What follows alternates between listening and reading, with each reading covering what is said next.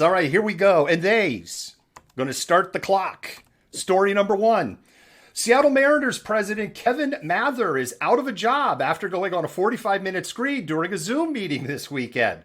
Ironically, Mather is having to resign for telling the truth about the rich, the empowered, and the behind the scenes of professional baseball.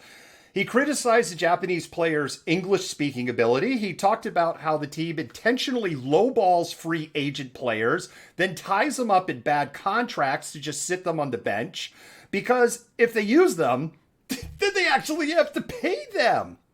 He criticized up-and-comer Jared Kelenic, outfielder, that a lot of Mariners fans are excited about for having a gut, and said even if he destroyed it in the Cactus League, he's not moving to the bigs this season.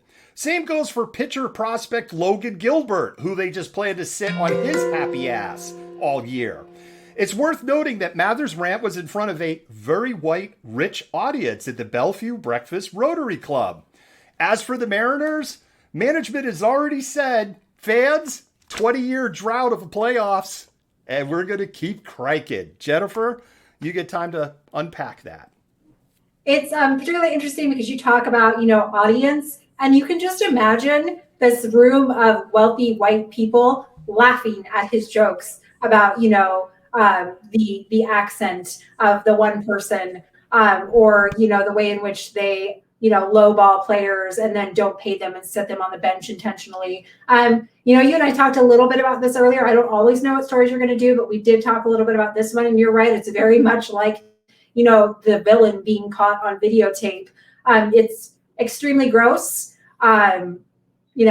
Capitalism in and of itself is disgusting. Wealth hoarding, the wealthy just basically don't have a grasp on society and are not ever really held accountable. So this accountability, I think, in this context of him losing his job, he resigned originally, is good, but there's a place for him somewhere else.